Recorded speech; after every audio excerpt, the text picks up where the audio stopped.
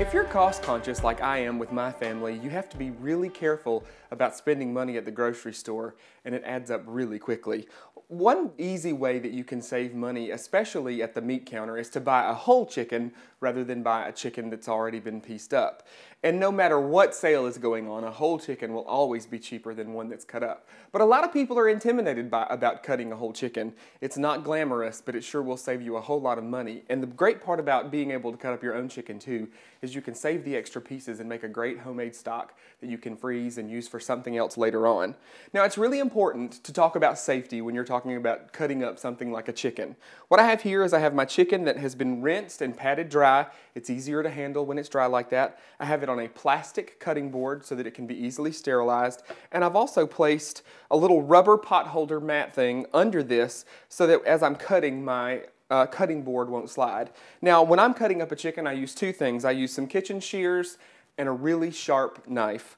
You can do the whole thing with a knife, but I find that there's one part in particular that's easier if you use the kitchen shears. So I'm just going to show you really basically the easy way to cut up a chicken. As you can see, like I said, I have my chicken rinsed and patted dry, and the first thing that we're going to do is remove the leg and the thigh. And you're going to start by gently pulling the leg away from the body and slicing right down through the skin. Now what you'll see is you're going to start feeling where the joint that connects the thigh to the main body of the chicken is. And what you can do is you can actually just pull the chicken away, and you can see where that joint is. So you're going to want to cut right between that joint and just press down, and you've removed the thigh and the leg. Now we're going to do it on the other side, and I find that it's easier to flip it around for me. We're going to do the same thing. I'm going to lift and pull. See exactly where that joint is. We're just going to cut right through. Okay? Now the next thing we're going to do is we're going to move the wings. Again, it's really easy to kind of lift the bird up when you're doing this. You can feel where the joint is right in there. And you're going to want to place your knife right in there and cut right through. Same thing on the other side. You have to kind of feel where that joint is and cut right through. All right, so now we have the breast, and a lot of people, when you say chicken breast, they're referring to a breast half. This is a whole chicken breast. What we're going to do is we're going to remove the chicken breast, and then we're going to split that so that it's easier to cut.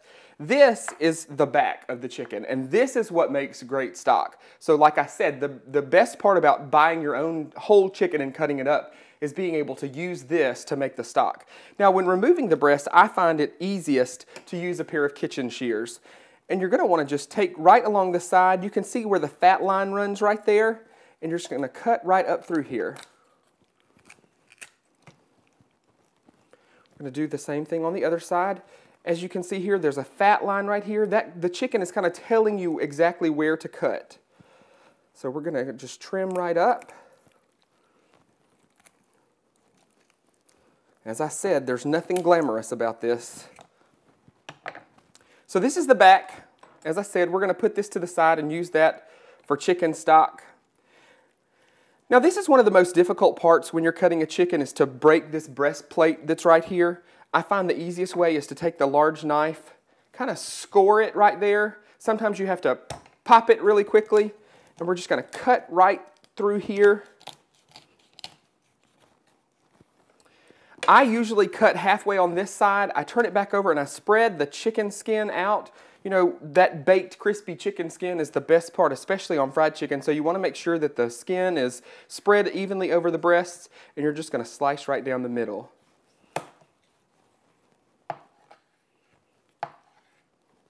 So now we have two perfectly cut breast halves. I'm also going to show you quickly how we can separate the wing section from the drumette. This is another one of those things where you just have to have a really sharp knife You find the joint and you're going to slice right between the two. Of course, those are great to fry for fried chicken wings. Same thing again here. You're going to just slice right through. You can also cut off the wing tip. You know, a lot of times with wing tips and things like that, they will burn if you're roasting or if you're frying chicken. So it's pretty common to remove those. The other thing that I want to show you is how to separate the thigh from the chicken leg. Again, the chicken kind of shows you exactly where to cut. You can see where the fat line runs right there. There is a joint there too, so you're going to have to use some effort to cut through the joint. But you just follow that fat line. We're just going to cut right through.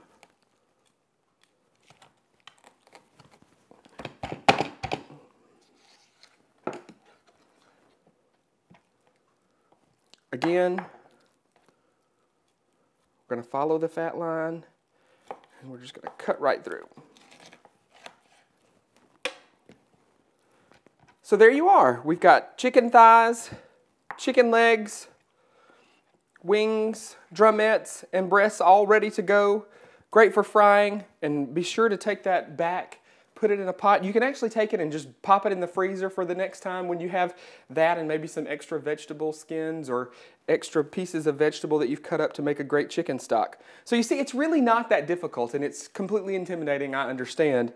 But when you realize how much money you can save by cutting up a whole chicken, I promise it's the right decision to make.